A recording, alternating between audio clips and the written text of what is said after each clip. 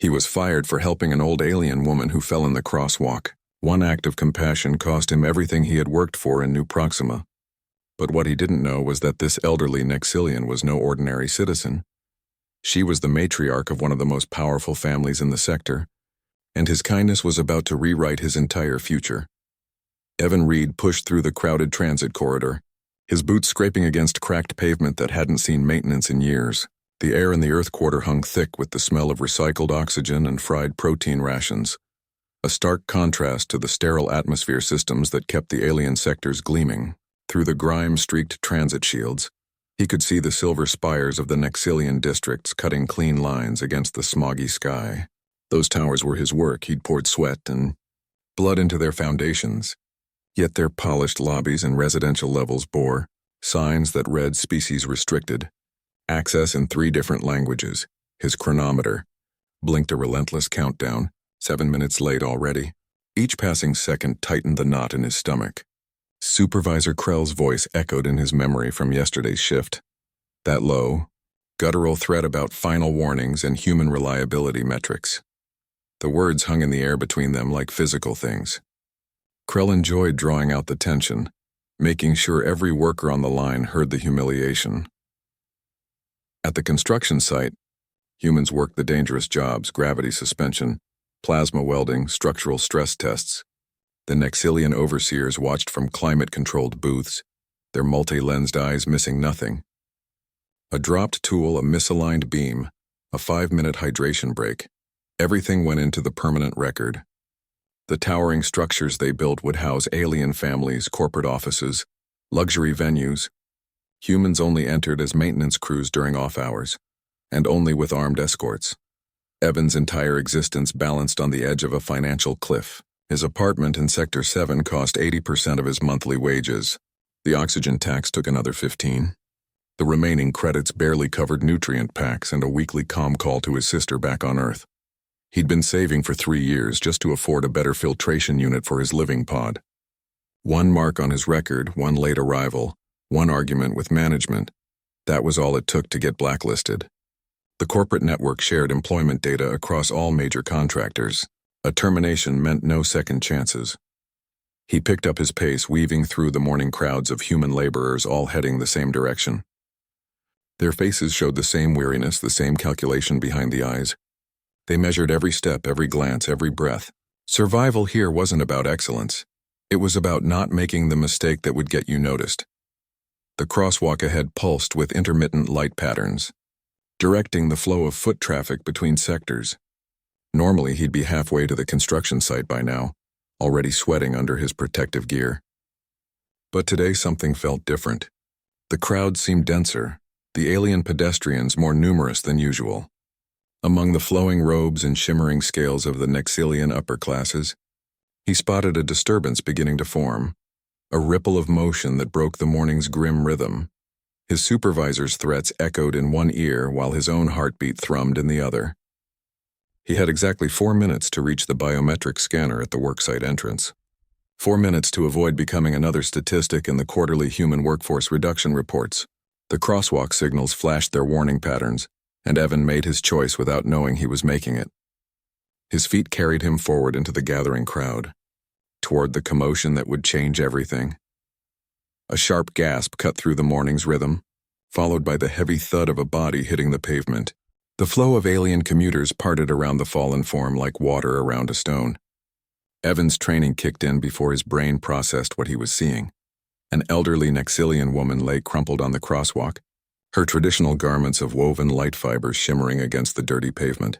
The intricate patterns marked her as someone from the high sectors, the kind of person who never normally set foot in the transit corridors during peak hours. His chronometer blinked relentlessly. 3 minutes until permanent blacklisting. Every muscle in his body screamed to keep moving, to push through the crowd and make his destiny at the construction site. Supervisor Krell's threats echoed in his skull. One more infraction, Reed, and your oxygen rationed by week's end. The system was designed this way, engineered to make humans choose between survival and decency. Helping her meant throwing away 4 years of careful compliance. Ignoring her meant becoming the kind of man who stepped over fallen grandmothers to punch a time clock. Other Nexilians flowed around her without breaking stride. Their multi-jointed legs stepped over her body with precise, unhurried movements. Some adjusted their visual sensors to avoid looking down. None stopped. To them, she appeared as temporary obstruction, another piece of urban debris to be navigated around. Her age markings indicated she belonged to one of the founding families, yet here she lay abandoned on cold concrete. The indifference felt colder than the morning air. Evan's decision didn't form as a thought but as action. Between one heartbeat and the next, he was kneeling beside her, his work-roughened hands reaching for her slender shoulders. The move felt alien even to him. Humans didn't touch Nexilians outside controlled service contexts. His palm registered the strange texture of her skin, like warm velvet over something more substantial. Her breathing came in shallow rasps that didn't sound right for her species. As he helped her sit up, his chronometer hit the 2-minute mark. Termination became mathematical certainty. The biometric scanners at the worksite took 90 seconds to cycle through the morning queue. He'd worked too many construction shifts with broken safety equipment to pay for a medevac call, so he used his sleeve to wipe dust from her face. Her eyes opened, large, pupilless orbs that shimmered with bioluminescent patterns he couldn't interpret. She made a soft clicking sound that might have been pain or gratitude. Her 4-fingered hand gripped his wrist with surprising strength. The patterns in her eyes intensified, swirling into configurations that felt like they meant something important. For a moment, the crowded crosswalk faded around them. All he saw were those eyes holding his, seeing something in him that even he didn't recognize. Then the moment broke as she released his wrist and began rising with a dignity that defied her recent collapse. She walked away without another glance, merging back into the flow of alien commuters. Evan remained kneeling on the pavement, his termination now 90 seconds past due. The dust from her garments clung to his work clothes, leaving faint iridescent streaks across the dark fabric. He stood slowly, the weight of what he'd just done settling in his chest. Those eyes kept replaying in his memory, not just grateful but knowing, as if his simple act of decency had been anticipated, measured, and found acceptable according to standards he couldn't begin to comprehend. Evan pushed through the worksite's heavy doors, with the dust of the alien woman's garments still clinging to his sleeves. The iridescent particles caught the harsh lighting of the entrance corridor, marking him like evidence. Supervisor Krell stood waiting by the biometric scanner, his forearms crossed in perfect symmetry. The Nexilian's compound eyes didn't need to blink as they tracked Evan's approach. That unblinking stare said everything. Krell had been watching the employee monitors, counting the seconds past shift start, anticipating this moment.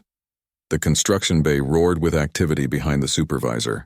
Plasma torches cut through alloy beams with sharp hisses while gravity lifts hummed under heavy loads. Human workers moved through their tasks with focused intensity, avoiding eye contact with the confrontation at the entrance. They knew what happened to people who attracted Krell's attention. The assembly line never paused for explanations, never accommodated human complications. The great machines of New Proxima's construction demanded constant motion, and any worker who broke rhythm became replaceable. Krell's vocalizer emitted a low frequency that vibrated in Evan's bones. Your access privileges expired 14 minutes ago. The supervisor didn't ask for an explanation, didn't inquire about the unusual dust on Evan's uniform.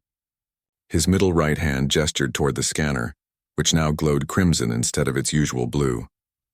When Evan reached for the panel anyway, hoping for some system error, the device emitted a sharp rejection tone. The sound cut through the industrial noise, drawing glances from nearby workers who quickly looked away. At that moment, every terminal screen in the construction bay flickered simultaneously. The blueprints and work orders vanished, replaced by a single line of text in bold Nexilian script. Employment termination, blacklist status activated. The message repeated across dozens of displays. A public announcement of his professional death. Workers adjusted their stations, their movements becoming more careful, more precise. They understood the demonstration. This could be any of them tomorrow, next week, next month. The human purge continued its steady progress. Evan's personal comm unit vibrated against his wrist. The display showed an automated notice from Housing Administration. His lease would terminate in 72 hours. No appeal process, no grace period. In New Proxima, job loss triggered cascading failures. Oxygen rationing would begin immediately. cutting his air supply to survival minimums. The nutrient dispensers in his sector would reject his biometrics by day's end. The system designed this collapse to happen quickly, efficiently, without emotional complications.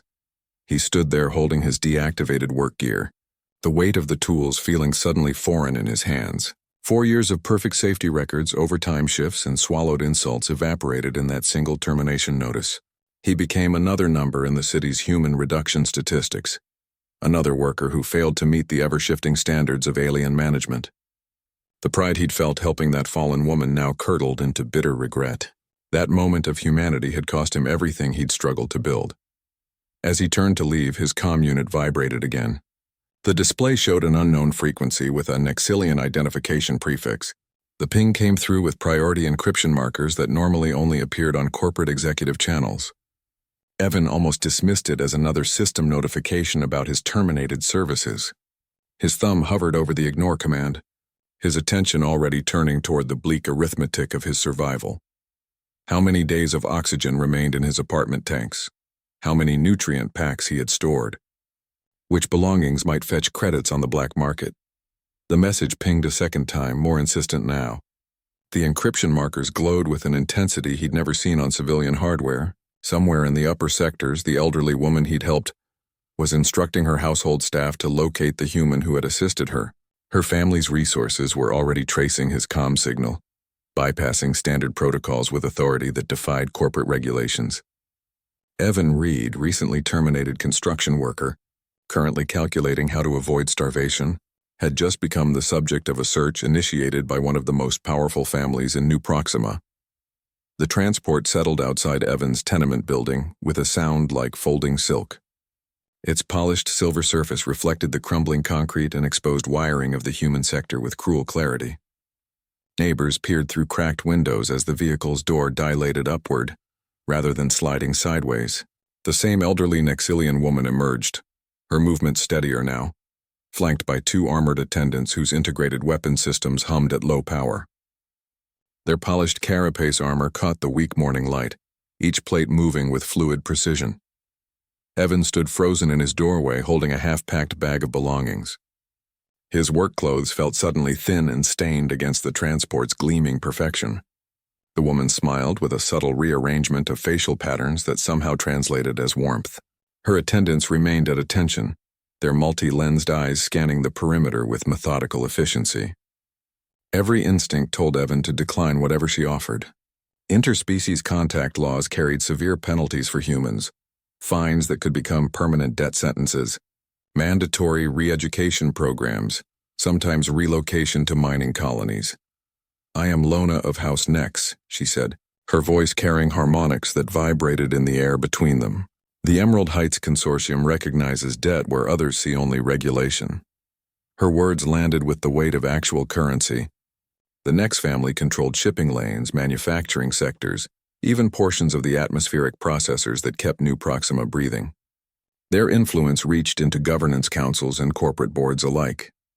To refuse her invitation might offend power structures he couldn't even comprehend. The transport's interior revealed itself as she gestured him forward. Cushioned surfaces adjusted to support human anatomy as he stepped inside. Panels displayed real-time market data, alongside artistic renderings of distant nebulas. The air smelled of filtered ozone and something floral he couldn't name. His worn boots left no mark on the flooring that seemed to clean itself where he stepped. Every surface felt alive with subtle energy, responding to his presence with barely perceptible adjustments. Lona settled opposite him as the transport rose silently. "Your actions at the crosswalk were observed by more than passing commuters," she said, her patterns shifting into configurations that suggested amusement. "My husband maintains certain interests in human workforce dynamics." She watched his reaction with those large, luminous eyes that missed nothing. Her gratitude felt disproportionate, layered with purposes he couldn't decipher. This wasn't just about helping an elderly woman who'd fallen. This was about something timed, something measured. The transport ascended through pollution layers into clearer altitudes where the air itself changed composition. Through the transparent hull, Evan watched the grim landscape of the Earth quarter diminish into patterns of neglect and struggle. Lona's hands rested calmly in her lap, the light fibers of her garments pulsing gently. "We have watched your work crew for 11 cycles," she said casually, as if discussing weather patterns. "Your consistency under pressure became notable after the plasma conduit incident last season."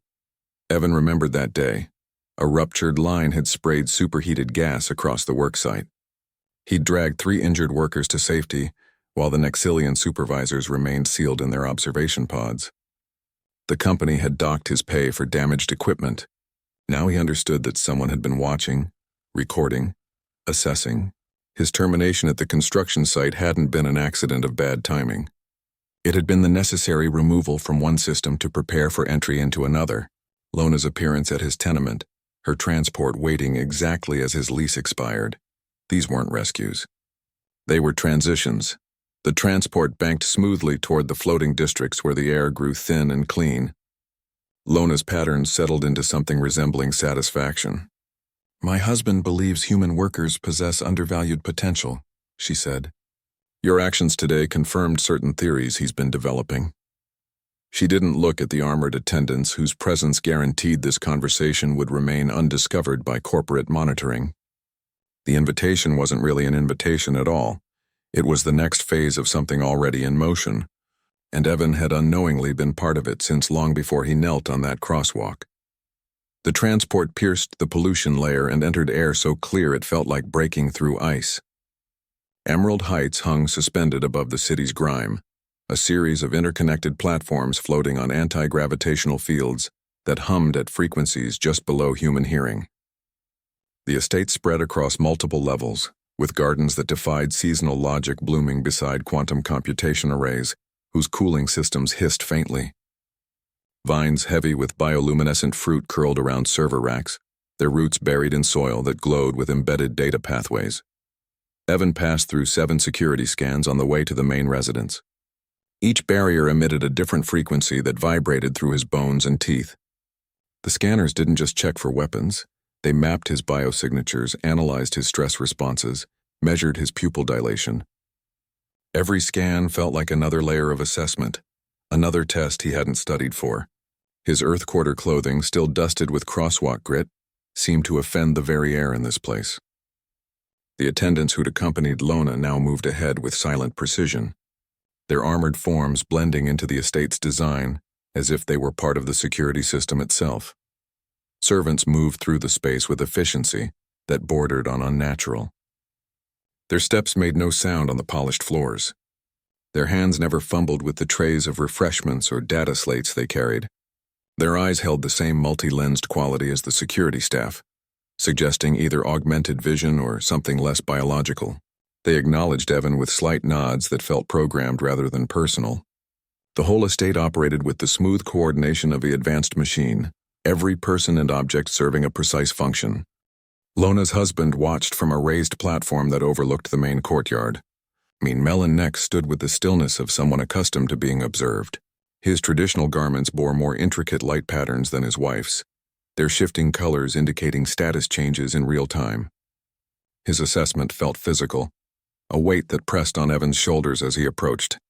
The Nexilian's eyes didn't blink as they tracked Evan's movement up the gentle ramp. This wasn't the compound lens structure of common workers. These eyes held depth and calculation that suggested generations of selective breeding. Beneath the estate's beauty lay systems within systems.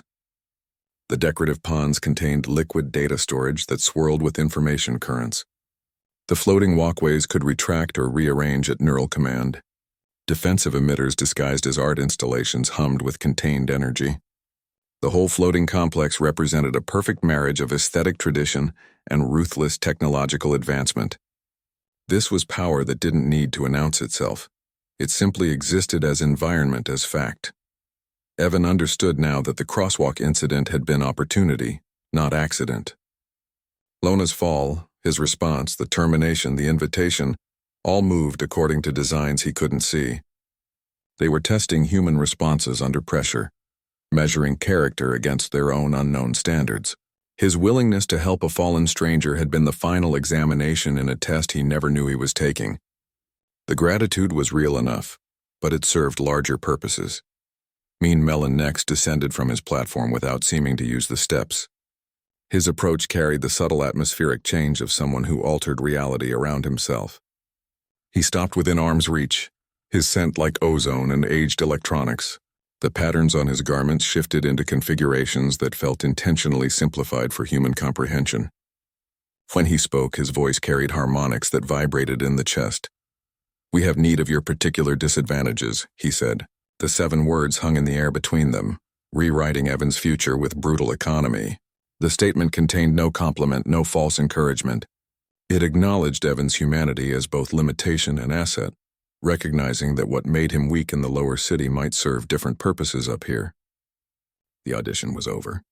The real work was about to begin. Melon Nex offered no sympathy for the terminated job, no acknowledgement of the life Evan had just lost. The Nexilian simply extended a data slate that glowed with 3 options, each more impossible than the last. The screen showed compensation figures that made Evan's construction wages look like pocket change. He'd been surviving on fractions of these numbers, counting oxygen credits instead of living. The first position involved security oversight with clearance levels that granted access to restricted Nex operations, places where humans never went unless in restraints. The second option placed him in logistics with authority over shipment routes that supply entire sectors. Both carried risks he couldn't calculate: political consequences, corporate espionage traps, interspecies conflicts waiting to happen. The third option glowed brighter than the others: human liaison to the Executive Council. The title alone felt like a provocation. This role would put him in rooms where decisions were made about human labor, living conditions, policy changes. He'd be the only human voice speaking directly to power structures that normally only noticed his species through statistical reports. The responsibilities included mediating disputes, identifying workforce issues before they escalated, representing human interests in meetings where his presence would be viewed as contamination. The contract duration showed no expiration date: permanent employment in a city where human workers were considered temporary by design. Evan's fingers hesitated above the screen. Each selection felt like choosing which kind of target to become. The security role made him a threat to corporate rivals. The logistics position put him between competing shipping cartels. The liaison job painted him as a traitor to both species, too human for the boardrooms, too connected to management for the workers. The numbers kept drawing his eye back. Compensation nearly 10 times his previous earnings. Accommodation on the estate during training. Access to medical care that could extend his lifespan by decades. Benefits that erased every worry he'd carried for years. Melon watched his reaction with that unnerving stillness. The Nexilian's garment pattern shifted into something resembling impatience. "Your termination proved your value more than your employment ever could," he said, his voice cutting through Evan's calculations. The statement reframed everything. The lost job wasn't a setback but a screening process. They needed someone who'd demonstrated character under pressure, someone who'd choose compassion over compliance. The crosswalk incident had been the final examination in a test he never knew he was taking. The true purpose of the offer became clear in that moment. They didn't want a perfect employee. They wanted someone who'd failed the system's expectations. Someone whose actions proved he operated on different values than the corporate structure demanded. The liaison role required a human who understood both the struggle of the workers and the language of the executives. Someone who could navigate the mistrust from both sides because he'd already lost everything, trying to do the right thing. Evan's thumb hovered over the liaison option. The selection would mean walking into rooms full of beings who considered his species inferior. It would mean speaking for people who might view him as a collaborator, but it also meant real change could happen from inside the structure rather than begging at its edges. The compensation numbers glowed with the promise of stability he'd never known, but the position's risks glowed brighter. He understood now why they'd approached him after the termination. They needed someone with nothing left to lose, someone already broken by the system they wanted him to help change. The data slate felt warm in his hands, its surface responding to his biometric readings. His heartbeat registered in the device, his stress levels, his pupil dilation. They were still measuring him, still testing. The offer wasn't generosity, it was another assessment. He made his choice knowing the risks were impossible to calculate, but the alternative was returning to the dying Earth quarter with 72 hours before oxygen rationing began. His thumb pressed the screen, accepting the liaison role. committing to become the thing the system had tried to break. Evan felt her before he saw her. A subtle charge built in the air like the moment before lightning strikes, raising the hairs on his arms. Then Liana Nex entered the chamber, her silver filament hair moving in unseen currents. Her feet didn't quite touch the floor. She seemed to glide across the polished surface with minimal contact, supported by energies he couldn't perceive. His human senses strained to process her presence. Where her grandfather projected solid authority, Liana moved like concentrated energy given temporary form. The air around her shimmered with barely visible patterns. Her skin held a vibrant jade tone deeper than her grandparents', and iridescent markings followed the contours of her face like living tattoos. These patterns pulsed with subtle shifts of light that seemed to respond to the room's emotional atmosphere. When her gaze settled on Evan, the markings intensified around her eyes, which were larger and more expressive than any Nexilian he'd encountered. She assessed him with clinical curiosity, rather than the prejudice he'd come to expect from her species. Her scrutiny felt like being examined under a microscope, designed to measure character rather than physical properties. Melon Nex observed his granddaughter's arrival with clear deference. The powerful patriarch who'd presented employment contracts without consultation now waited for her assessment. "Your opinion on the integration initiative," he said, making it clear her judgment would influence their plans. Liana's response came not in words but through her facial markings, which flowed into configurations that might have been agreement or reservation, a language of light Evan couldn't decipher. Her silver filaments reached toward him slightly, as if testing the air around his body. During introductions, her hand extended with deliberate slowness. When their fingers made contact, the shock wasn't painful but profound, a wave of warmth spreading from the point of contact that carried emotional data along with physical sensation. Evan's ordinary human biology should have registered as meaningless noise to Nexilian senses, a chaotic biological signature without pattern or value. But Liana's markings flared with clear interest, the light pattern stabilizing into something resembling recognition. She maintained contact a moment longer than protocol required. "Most non-Nexilians register as background noise," she said, her voice carrying harmonics that vibrated in his bones. "But you..." Her trailing off implied something unexpected, something her scientific curiosity wanted to investigate.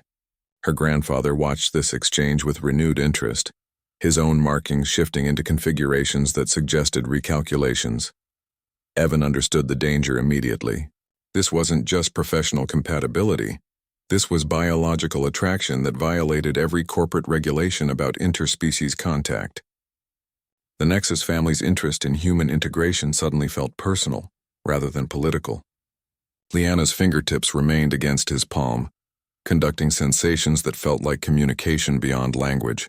Her curiosity about human emotional complexity became tangible in that touch, a desire to understand something her people considered chaotic and unpredictable. Their connection formed faster than either could control, bypassing cultural barriers and professional boundaries. The estate's security systems continued their silent monitoring, but the real revolution was happening in the space between their hands. Liana's biosignature didn't just accept his, it responded with what felt like recognition, as if finding a frequency she hadn't known she was missing. This compatibility would become their greatest advantage and most dangerous vulnerability, a personal connection that could either bridge species or destroy both their positions. The attraction was already rewriting the rules of engagement, and neither of them could pull away. Liana led Evan through the estate's private gardens where flora responded to their presence. Bioluminescent blossoms dimmed as they passed, then glowed brighter in their wake. The air hummed with subtle energies that prickled along Evan's skin. She explained Nexilian attitudes toward physical contact with clinical precision. "We consider intimacy as data exchange," she said, her markings pulsing with soft light. "Pleasure serves practical purposes: bonding, communication, genetic assessment." Her words stripped romance from the equation, reducing connection to biological mechanics. Yet her eyes held something more than scientific interest when they rested on him. Their hands brushed against a vine that curled toward the contact. The plant's leaves shimmered with transferred energy, responding to their combined biosignatures. Liana demonstrated how intent shaped the transmission. Her fingertips hovered above his palm, and he felt warmth radiating without physical contact. "Your emotions create patterns I've never recorded," she said, her voice containing notes of genuine wonder. Most non-Nexilians registered as background noise to her senses, their biological signals too chaotic to interpret. But Evan's bioelectrical field held structure beneath what should have been random human emotional static. When their fingers actually touched, the sensation went beyond physical contact. Information flowed between them, flashes of curiosity from her, spikes of apprehension from him, then something warmer and more complicated. His human emotional complexity created feedback loops in her bioelectrical field that she found fascinating rather than disturbing. The cultural differences became tangible in that touch, her people's reserved pragmatism meeting his species' expressive nature. She'd studied human entertainment media, showing public embraces and kissing, behaviors her culture considered provocative displays. Now she was experiencing the reality behind those images. Their kiss began as experimentation but became revelation. The contact wasn't just lips meeting, it was full-spectrum communication. Liana's bioelectrical field expanded to envelop them both, creating a resonance that vibrated through Evan's entire nervous system. He felt her curiosity about human emotional depth, her appreciation for his particular intensity, her surprise at how their fields harmonized. The exchange carried emotional resonance, desire, and something deeper that neither could name. For a species that measured intimacy and data transfer, this connection defied all previous parameters. Liana broke the contact first, her markings flashing with patterns that indicated processing overload. "In my culture, this would constitute marriage bonding," she said, the clinical tone returning but with new warmth beneath it. The statement landed with the weight of cultural consequences Evan couldn't fully grasp. Their connection had formed outside corporate regulations, beyond approved interspecies contact protocols.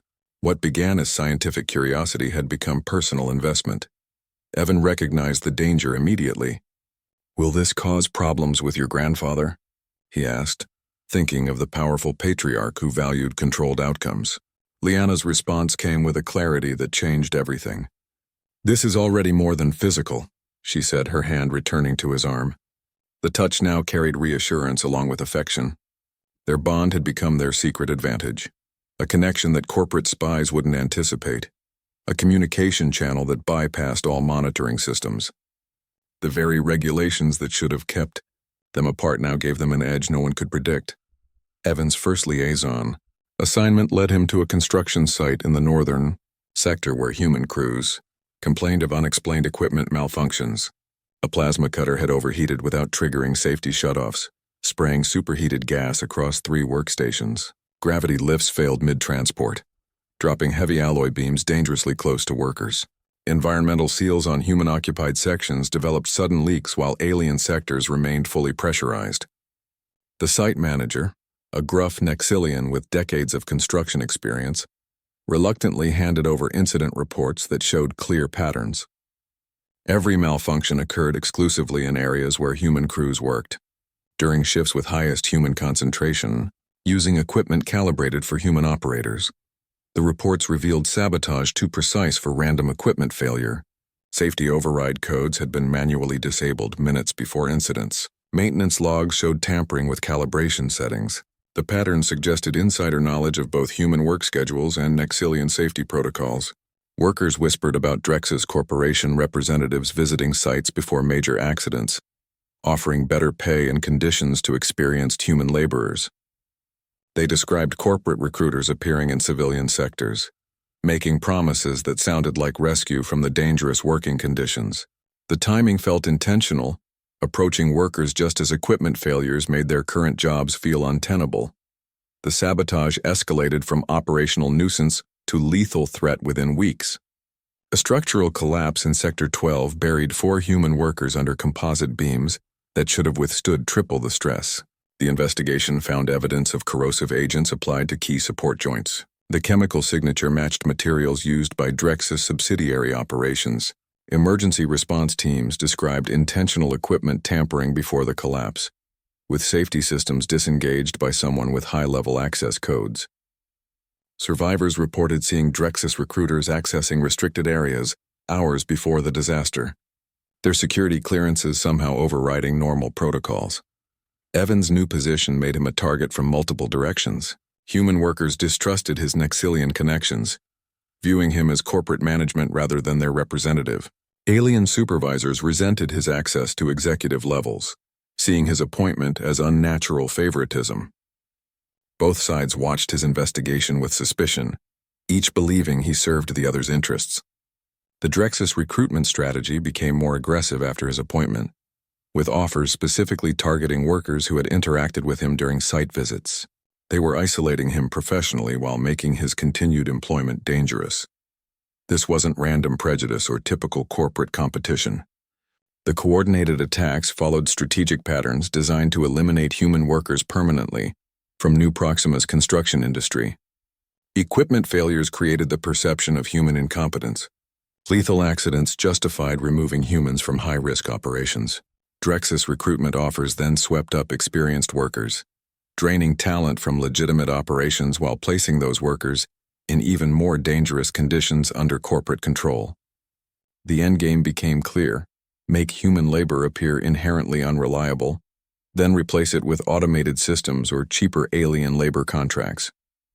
Someone wanted humans gone not just from construction sites, but from the city's economic structure entirely. The evidence pointed beyond simple corporate espionage. This was systematic erasure disguised as industrial accident. The pattern showed coordination between Drexus operations and internal sabotage within Nex projects. Security breaches required access that only came from inside trusted positions. The chemical agents used in structural weakening were military-grade, not standard industrial materials. This wasn't one corporation attacking another. This was a coordinated campaign to remove an entire species from competitive employment. The cross-species tensions being engineered would justify increasingly restrictive policies, eventually making human workers permanently undesirable. Evan's investigation had uncovered something far more dangerous than industrial sabotage. He'd found a blueprint for systematic displacement disguised as business competition. Evan pulled up the social feeds on his terminal, scrolling through the poisonous content that had spread through New Proxima's networks overnight. The image came first. A grainy shot of him and Liana entering his suite at the estate, her hand resting on his arm in casual intimacy. Then came the headlines crafted to inflict maximum damage. Human sleeps his way into Next Dynasty appeared across multiple platforms, each iteration gathering more toxic comments. The narrative painted him as Liana's exotic pet, a human novelty item granted privileges he hadn't earned. His promotion became twisted into something sordid, his actual qualifications erased by innuendo. The attack targeted Liana with equal precision. Her reputation suffered for associating with a human, the commentary questioning her judgment and loyalty to her own species. Traditionalist Nexilian accounts accused her of polluting bloodlines, while progressive channels mocked her for lowering standards. The campaign masterfully exploited existing prejudices from both directions, creating a feedback loop of outrage that required no factual foundation. Her family's efforts toward human integration became framed as nepotism rather than policy. Drexus-linked accounts amplified the most damaging claims with mechanical efficiency. They flooded comment sections with identical phrasing, boosted visibility through coordinated sharing, and created the illusion of widespread public outrage.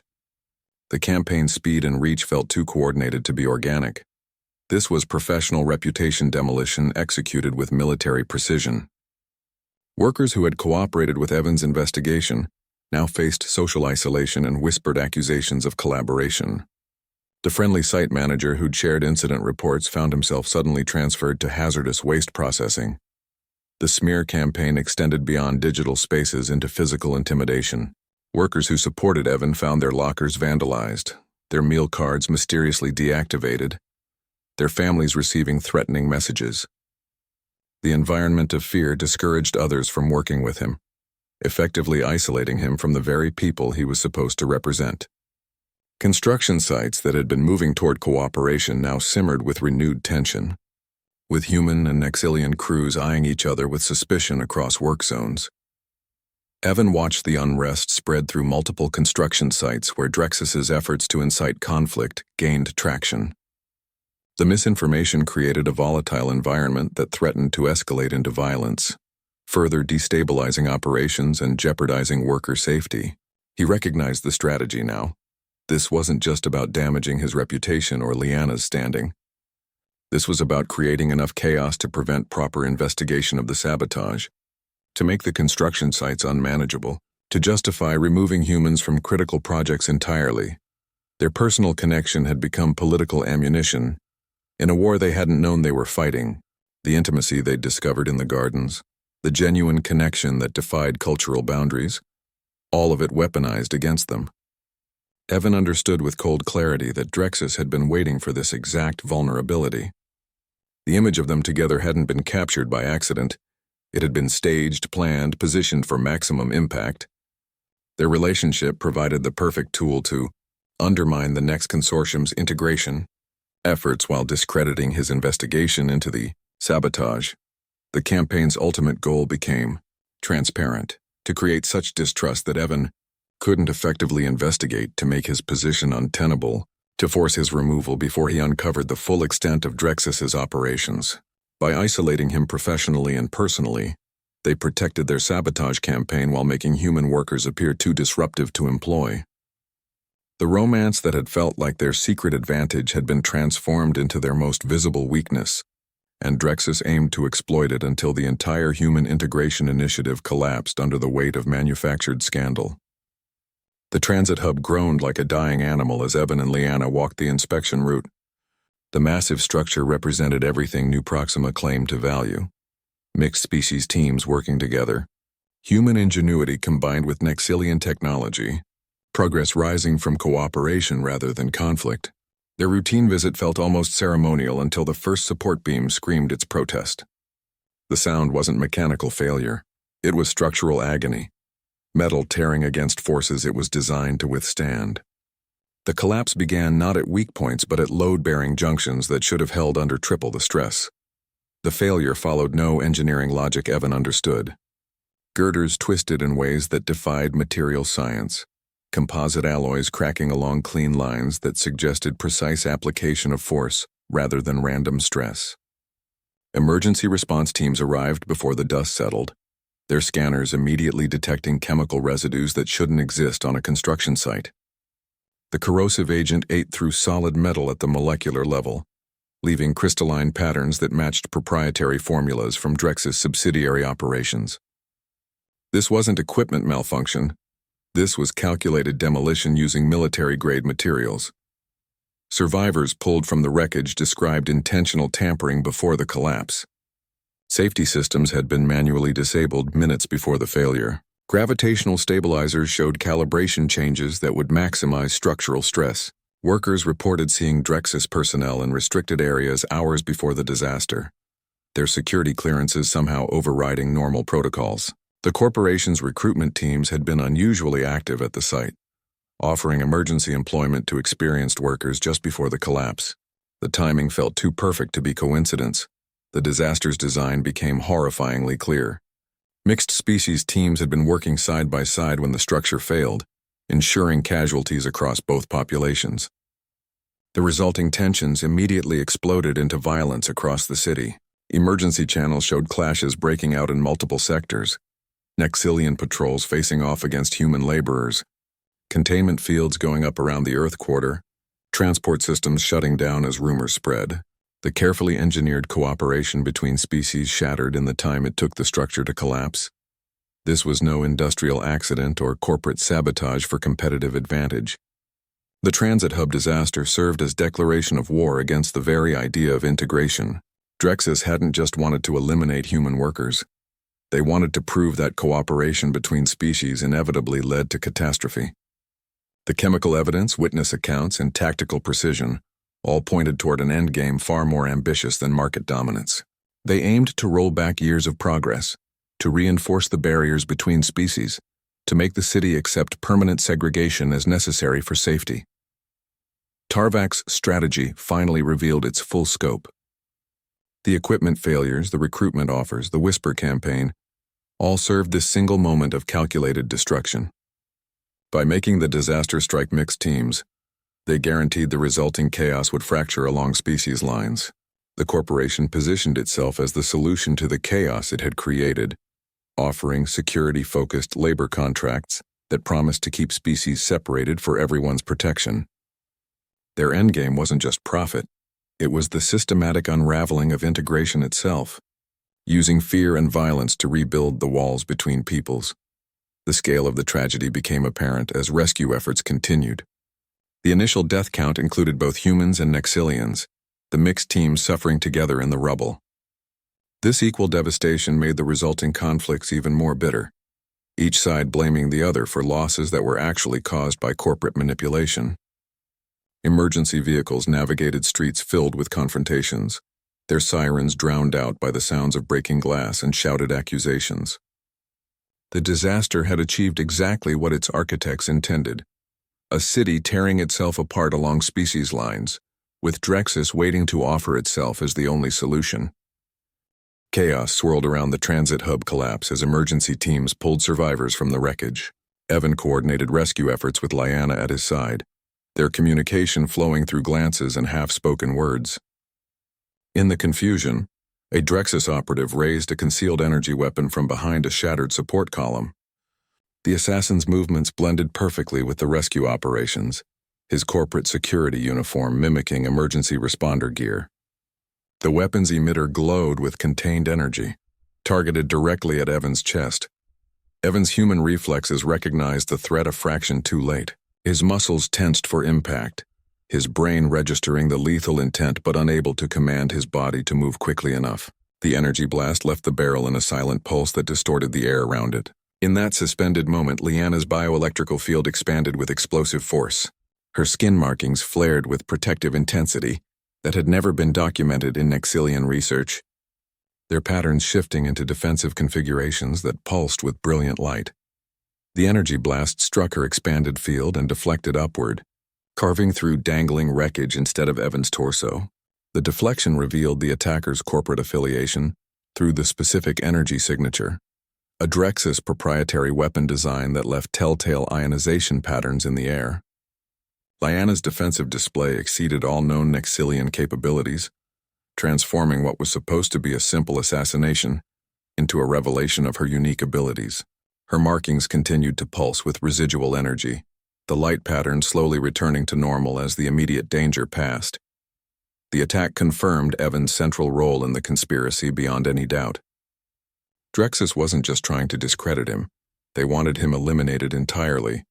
The precision of the attempt, the use of specialized corporate weaponry, the timing during maximum chaos, all pointed to orders coming from the highest levels of their organization.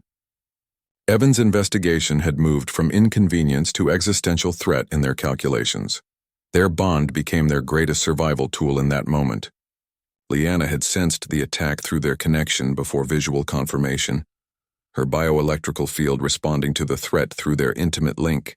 The defense wasn't just her action, it was their combined response, his human emotional intensity feeding her protective reaction. The experience forged their connection into something more practical than emotional, a partnership that could sense and respond to danger faster than conventional means. This moment changed how Nexilians viewed human-alien partnerships throughout the disaster site. Emergency crews witnessed the defense, their multi-lensed eyes recording the unprecedented display. The sight of a Nexilian protecting a human with abilities beyond their understanding challenged generations of prejudice and assumptions. Where they had seen contamination, they now saw possibility. Where they had perceived weakness in cross-species connections, they witnessed strength that defied their scientific frameworks. The attacker attempted to melt back into the chaos, but Lyanna's field flared again, creating a visible energy trail that marked his movement. Security teams intercepted him before he could reach the evacuation transports, his corporate identification confirming what the energy signature had already revealed. The failed assassination became its own evidence, proving Drexus's involvement in the larger conspiracy through their desperation to eliminate Evan. As the immediate danger passed, Lyanna's markings gradually returned to their normal luminosity. The energy field around them dissipated, leaving only the lingering ozone scent of discharged power. Their connection remained heightened, the bond strengthened by shared survival rather than just emotional attachment.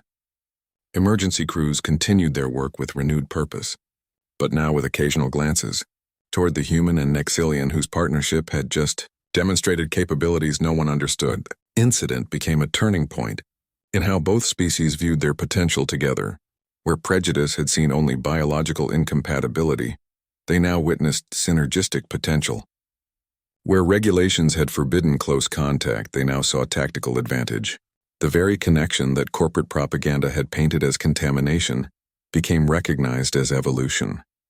Their bond had transformed from personal attraction to professional asset, and in doing so, began rewriting the rules of what was possible between their species.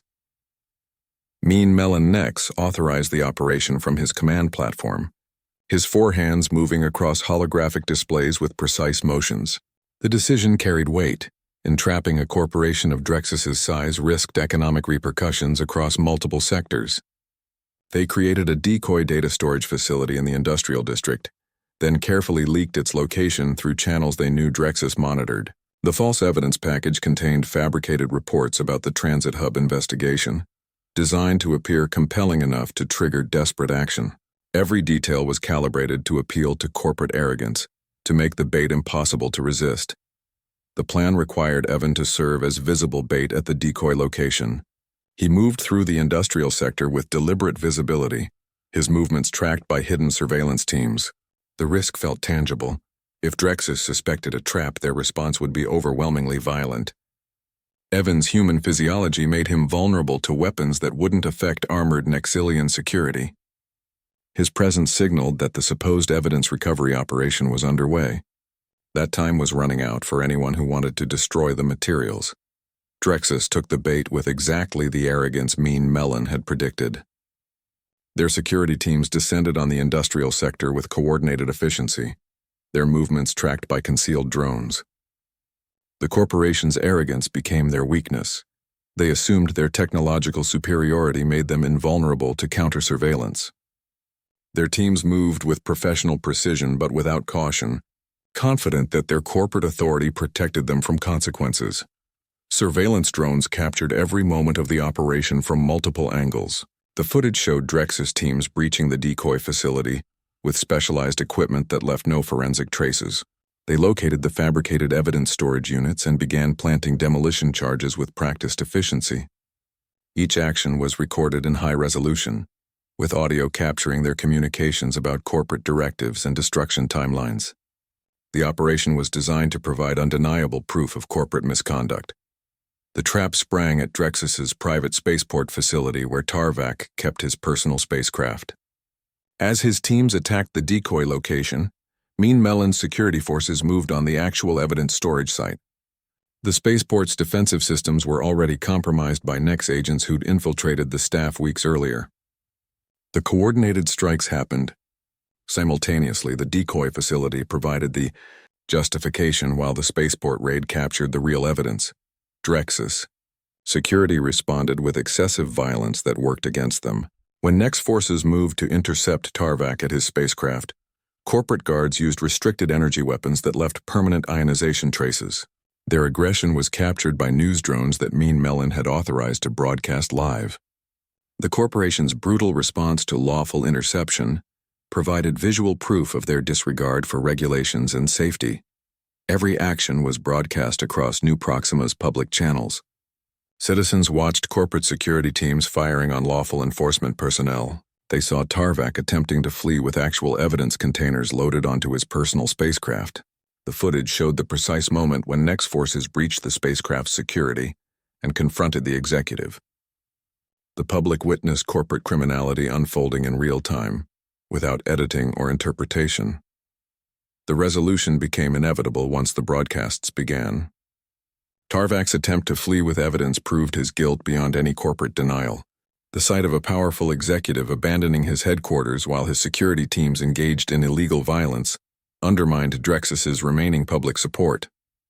The corporation's claims of innocence collapsed under the weight of live footage showing their leaders' panic and their security forces' brutality. Mean Melon's strategy had leveraged corporate arrogance against itself. By making the trap obvious enough for Drexus to detect but compelling enough to trigger action, he'd guided them into self-destruction. The public exposure transformed what could have been a private corporate dispute into a civic awakening. Citizens who had accepted Drexus's narrative of human incompetence now saw the systematic sabotage that had caused the transit hub disaster. The evidence capture operation became more than just law enforcement. It became education. Evan reached the final security checkpoint as Tarvak's personal shuttle engines whined to life. The corporate executive carried a sealed data container, whose contents could expose years of systematic sabotage across New Proxima. His guards formed a defensive perimeter with weapons that glowed with restricted energy signatures, military-grade hardware that corporate security shouldn't possess. The air crackled with the scent of charged particles and desperation. Tarvak's normally polished appearance showed cracks, his suit jacket unsealed, his facial patterns disrupted by stress. Lyanna's bioelectrical field expanded around Evan like a second skin, her markings pulsing with defensive patterns. When the first energy blast came, her field deflected it upward where it scorched the ceiling panels. The guards adjusted their firing patterns, targeting Evan's unprotected areas. Their coordination suggested extensive combat training beyond normal corporate security protocols. Evan moved with reflexes heightened by their connection, his human instincts guided by her bioelectrical cues. He dodged a shot that would have severed his spinal column, feeling the heat of its passage through the air. Tarvak revealed his motivation during a momentary lull in the firing. "Profit justifies every action," he stated, his voice stripped of corporate polish. "Your species was never cost-effective." The words laid bare the philosophy behind the transit hub disaster, the equipment failures, the ruined lives. His reasoning reduced complex beings to balance sheet entries, entire species to profit margins. The data container in his hands wasn't evidence. It was intellectual property he intended to sell to the highest bidder, regardless of the lives it would cost. The fight turned physical when Tarvak attempted to board his shuttle. Evan tackled him at the access ramp, their bodies crashing against the metal surface. The executive fought with surprising strength, his augmented limbs delivering blows that cracked Evan's shoulder joint. Pain shot through his arm as something tore inside, but his grip on the data container held. Lyanna's field flared around them, disrupting Tarvak's neural enhancements and leveling the playing field. The executive's enhancements flickered under the bioelectrical interference, his movements becoming momentarily uncoordinated. Security forces arrived as Evan wrestled the data container from Tarvak's grasp. The corporate guards lowered their weapons under the threat of Nexilian energy rifles. The arrest declaration echoed through the spaceport's announcement system, its formal tones contrasting with the violence that had just occurred. Tarvak's expression shifted from arrogance to disbelief as customized restraints locked around his wrists. The corporate handcuffs glowed with containment fields that neutralized his augmentations, reducing him to ordinary physicality. New Proxima watched through news feeds as a human construction worker subdued its most powerful corporate villain. The image of Evan standing over Tarvak with the data container held tight against his injured shoulder became immediate history. The visual contrasted sharply with corporate propaganda about human incompetence. Here was a man who'd fought through military-grade security to protect evidence that would save countless lives. His torn work clothes and bleeding shoulder spoke of sacrifice rather than privilege. The data container felt cold against Evan's chest, its contents humming with potential justice. Each file inside represented a sabotaged construction site, a manipulated accident, a family grieving because someone calculated their lives weren't profitable enough. The weight of it pressed against his cracked shoulder bone, the pain a constant reminder of what opposition cost. Tarvak's defeat wasn't clean or glorious, it was messy, painful, and left both of them breathing heavily on the polished spaceport floor. Lyanna moved to Evan's side, her bioelectrical field already working to stabilize his injury. Her touch brought immediate relief, the energy patterns knitting damaged tissue with precision no human medicine could match. The connection between them hummed with shared triumph and concern, their partnership having proven stronger than corporate violence. Around them, security teams secured the area while news drones captured every moment of the corporate executive's humiliation. Justice arrived not with dramatic speeches but with the simple, undeniable fact of Tarvak and restraints, and the evidence safe in the hands of someone who understood its value beyond profit margins. The trial chamber felt cold, despite the body heat of hundreds of spectators. Doran Tarvak sat behind the defendant's barrier, his expensive suit contrasting with the restraint field glowing around his wrists. The prosecution's evidence display showed years of systematic operations against human workers. Security footage revealed Drexus operatives planting corrosive agents at construction sites. Financial records detailed payments to human workers who later died in accidents. Each piece of evidence built a pattern of calculated cruelty, designed to eliminate human labor through manufactured tragedies. Corporate lawyers attempted to blame rogue employees during cross-examination. They pointed to mid-level managers who'd already disappeared, suggesting unauthorized operations without executive knowledge. The strategy aimed to protect the corporation's upper structure by sacrificing disposable subordinates. Their arguments sounded reasonable until the prosecution displayed internal communications with Tarvak's verification seals attached to sabotage orders. The electronic signatures matched security scans of his neural patterns, proving executive-level approval for every major incident. Victims of the transit hub disaster testified about their losses. A human welder described searching for his partner's body in the rubble. An Exilian engineer spoke of guilt for surviving when her mixed-species team perished. Their personal accounts transformed statistical casualties into individual tragedies. The emotional weight of their testimony hung in the chamber, making corporate arguments about acceptable risk ratios sound grotesque. Each story highlighted the human cost of calculated corporate decisions. Evan's testimony connected Tarvak to every major incident. He described the chemical signatures matching Drexus subsidiaries, the security breaches requiring executive clearance, the timing of recruitment offers following each accident. His words carried the authority of someone who'd worked the construction sites and understood their dangers. The data he presented showed deliberate patterns rather than random accidents. His injured shoulder served as physical reminder of the violence Tarvak had authorized. The verdict triggered massive corporate restructuring before the judge finished speaking. Drexus stock values plummeted across every exchange. Board members resigned in waves, their replacements appointed under court supervision. The corporation's assets froze pending reorganization, its operations suspended pending safety reviews. The power structure that had seemed impregnable weeks earlier collapsed under the weight of its own corruption. Drexus assets funded reparations for affected families. Compensation packages covered medical expenses, lost income, funeral costs, and psychological trauma. The payments couldn't restore lives, but acknowledged responsibility in tangible terms. Families who had struggled silently found financial stability replacing constant worry. The reparations demonstrated that corporate accountability could have practical consequences beyond legal penalties. The public apology began genuine healing across the city. Drexus executives appeared on news channels expressing remorse for the suffering caused. Their words acknowledged specific failures rather than offering vague regrets. The apology didn't erase pain, but created space for dialogue between species that prejudice had prevented. Community meetings replaced protests, with humans and Nexilians discussing safety concerns together. Human workers returned to construction sites with new protections. Enhanced safety protocols included independent oversight and whistleblower protections. Emergency systems received redundant controls that prevented single-point failures. The changes represented fundamental shifts in how construction projects valued human lives. Workers who had operated under constant threat now had actual security. The trial exposed prejudices that had enabled the crimes to occur. It forced New Proxima to confront its acceptance of human suffering as inevitable. The public recognition of systematic discrimination became the first step toward meaningful change.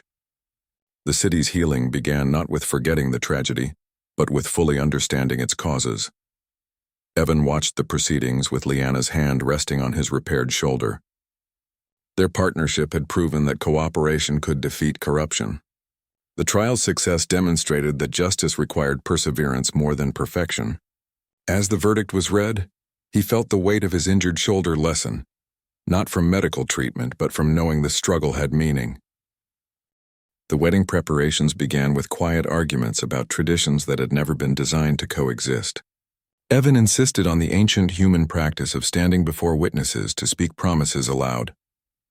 Liana explained the Nexilian bonding ritual required bioelectrical exchange before assembled family.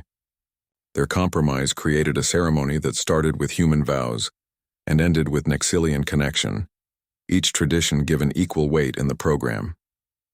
The event planners moved through the estate gardens with nervous energy, arranging seating that mixed species in every row. The air itself seemed to hold its breath, charged with the significance of what was about to happen.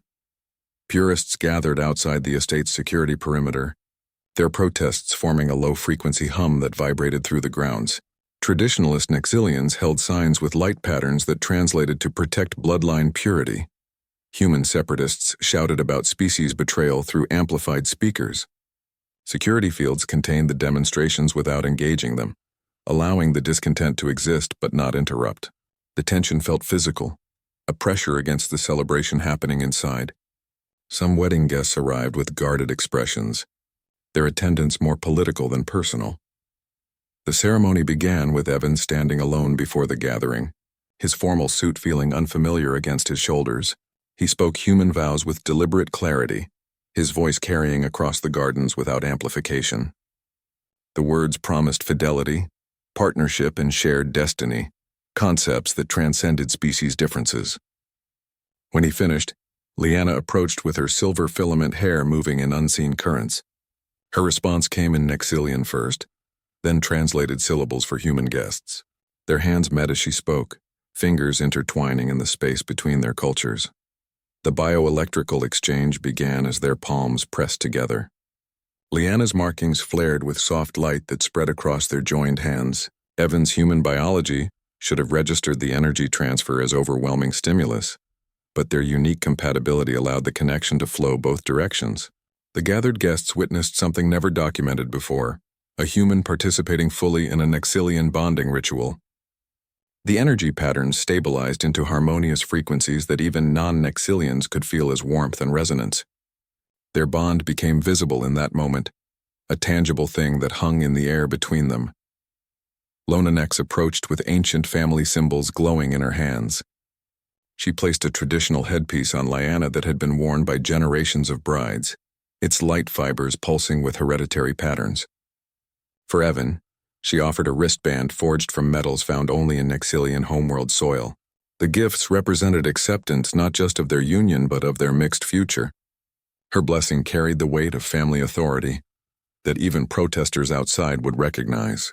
The gestures felt both deeply personal and powerfully political. Workers from Evan's old construction crew sat together near the front, their work clothes replaced by formal attire that looked uncomfortable but clean. They watched with expressions that shifted between wonder and disbelief. These were men and women who had faced termination for minor infractions, who had breathed recycled air in crumbling sectors, who had never expected to witness something like this. Their presence testified that the wedding represented more than two people. It symbolized changing possibilities for everyone. The event became a political statement through its very normality. The mixing of species and seating arrangements, the sharing of ceremonial roles, the equal weight given to both traditions, all demonstrated that cooperation required no special justification. Their personal commitment guaranteed political stability, because it proved that the deepest divisions could be bridged. The protests outside continued but sounded increasingly distant as the ceremony progressed. Their love became the foundation for what came next. The wedding concluded with them walking back down the aisle together, their bioelectrical fields intertwined in a visible demonstration of connection. Guests from both species followed them toward the reception area, conversations beginning across previous divides. The atmosphere shifted from formal observance to genuine celebration. Food traditions from both cultures shared table space. Music blended human instruments with Nexilian harmonics, and laughter began to outweigh tension. The event created a temporary reality where cooperation felt not just possible, but natural. Guests who had arrived as political statements found themselves discussing personal matters. Construction workers exchanged comm frequencies with Nexilian engineers. The wedding proved more effective than policy statements at breaking down barriers, because it demonstrated the human truth that love could accomplish what legislation could only mandate. Their union became living evidence that the future could be different from the past. Evan stood with Leanna on their balcony as the sun dipped below New Proxima's skyline. The city stretched beneath them like a living circuit board, its patterns shifting from the harsh white of daylight to the softer glow of evening. From this height, they could see the changes taking root. Human children playing in park sectors that once bore species-restricted signs, their laughter carrying faintly on the upward breeze. Mixed teams worked on construction sites below, their movements coordinated across species lines. The progress felt fragile but real, like new skin over healed wounds. Some districts still resisted the integration. In the industrial sectors, older Nexilian communities maintained their separatism, their boundaries marked by subtle shifts in architecture and lighting. Human enclaves in the deep quarters continued their suspicion of alien motives, their distrust hardened by generations of disadvantage. The tension remained like low-grade static in the city's atmosphere, a reminder that healing would take more than policy changes. The scars of the transit hub disaster lingered in the collective memory, surfacing in cautious glances and measured conversations. Evan rotated his shoulder experimentally, feeling the smooth motion where bone had once been shattered. The Nexilian medical technology had rebuilt what the confrontation with Tarvak had broken, leaving no visible scar, but leaving the memory of pain. His body remembered the injury but functioned perfectly, much like the city itself. His new role in the consortium felt equally restored, an advisory position that leveraged his construction experience and hard-won understanding of both species. The meeting still carried tension, but now his voice carried weight born from proven loyalty. Lyanna's family had accepted him completely after the wedding. Her grandfather consulted him on human workforce issues with genuine interest. Her grandmother included him in family traditions without reservation. The dynasty's protection extended around him like a shield, but it was their personal acceptance that mattered more. They treated his human habits as interesting variations rather than defects, his emotional responses as valuable data points in understanding his species. Their estate had become his home in ways his old apartment never was. The city's renewal continued through the twilight hours. Construction teams worked under portable lights, their mixed crews demonstrating the cooperation that had once seemed impossible. The new structures rising from old wounds featured designs that accommodated both species: lower steps for humans, higher clearance for Nexilians, environmental systems that balanced atmospheric needs. Each beam placed, each conduit laid, represented a choice to build together rather than separately. Evan watched a group of children, human and Nexilian, chasing light spheres in a park that had been off-limits months earlier. Their play involved no self-consciousness about their differences. They moved as a single group, their laughter echoing upward with perfect harmony. The sight felt like validation of everything they'd risked. This was what Tarvak had tried to prevent, this easy coexistence that made his prejudices seem archaic. Lyanna's hand found his, their fingers interlacing with familiar ease. Her bioelectrical field mingled with his, creating the unique resonance that had become their private language.